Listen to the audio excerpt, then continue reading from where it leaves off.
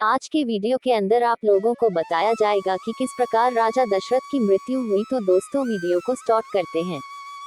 श्रवण कुमार के वृतांत को समाप्त करने के पश्चात राजा दशरथ ने कहा, कौशल्य, मेरा अंतिम समय अब निकट आ चुका है।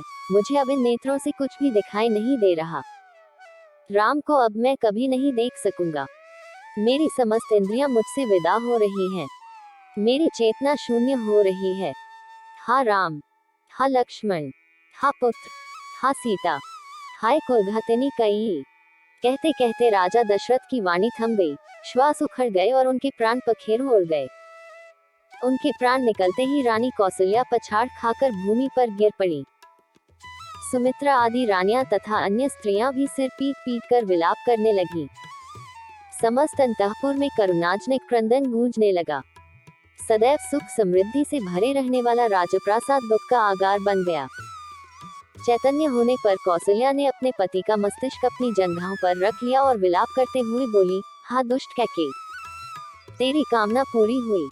अब तू सुखपूर्वक राज्य सुख को भोग। पुत्र से तो मैं पहले ही विलग कर दी गई थी, आज पति से भी वियोग हो गया। अब मेरे लिए जीवित रहने का कोई अर्थ नहीं रहा।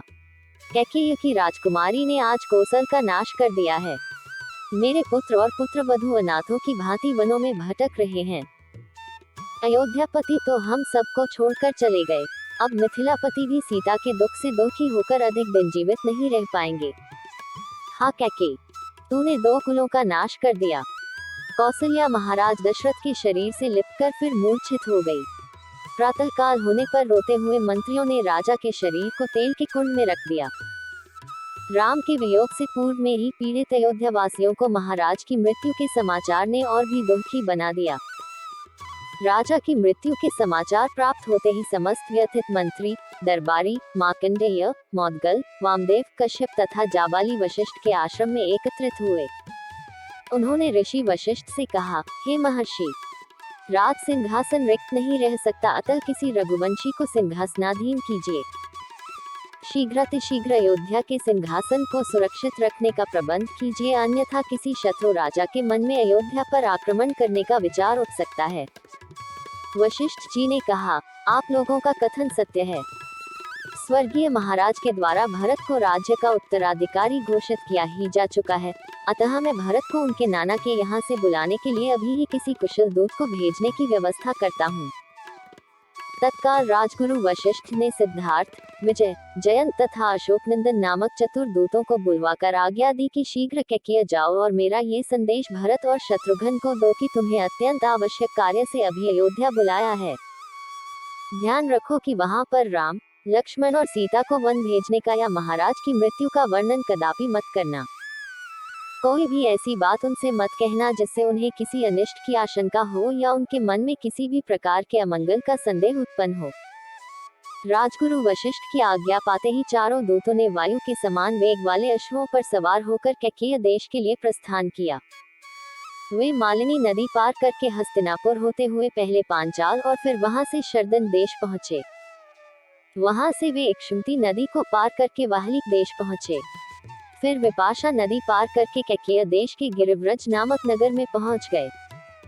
जिस रात्रि ये दूत गिरिव्रज पहुंचे उसी रात्रि को भरत ने एक अशुभ स्वप्न देखा। निद्रा त्यागने पर स्वप्न का स्मरण करके वे अत्यंत व्याकुल हो गए।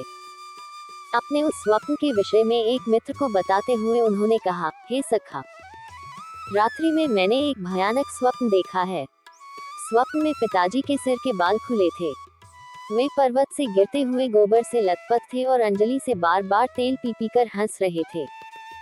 मैंने उन्हें तिल और चावल खाते तथा शरीर पर तेल मलते देखा। इसके बाद मैंने देखा कि सारा समुद्र सूख गया है, चंद्रमा टूटकर पृथ्वी पर गिर पड़ा है, पिताजी के प्रिय हाथी के दांत टूट गए हैं, पर्वतमालाएं परस्पर टकराकर चूर चूर हो गई हैं और उससे निकलते हुए धुएं से पृथ्वी और आकाश काले हो गए हैं। मैंने देखा कि राजा गधों के रथ में सवार होकर दक्षिण दिशा की ओर चले गए। ऐसा प्रतीत होता है कि यह स्वप्न किसी अमंगल की पूर्व सूचना है। मेरा मन अत्यंत व्याकुल हो रहा है। भरत ने स्वप्न का वर्णन समाप्त किया ही था कि अयोध्या के चारों दूतों ने वहां प्रवेश कर उन्हें प्रणाम किया और गुरु वशिष्ठ का संदेश दिया, हे राजकुमार, गुरु वशिष्ठ ने अयोध्या की कुशलता का समाचार दिया है तथा आपसे तत्काल अयोध्या चलने का आग्रह किया है। कार्य अत्यावश्यक है, अतः आप तत्काल अयोध्या चलें। जैसा कि आप लोगों को बताया गया है कि किस प्रकार से राजा दशरथ की मृत्यु हुई, इस वीडियो के अंदर आप लोगों को अपने पूरी अच्छी तरीके से समझाने की कोशिश की। तो दोस्तों, अगर आप लोगों को अगर वीडियो अच्छा लगा तो हमारे चैनल को सब्सक्राइब करना ना भूलें।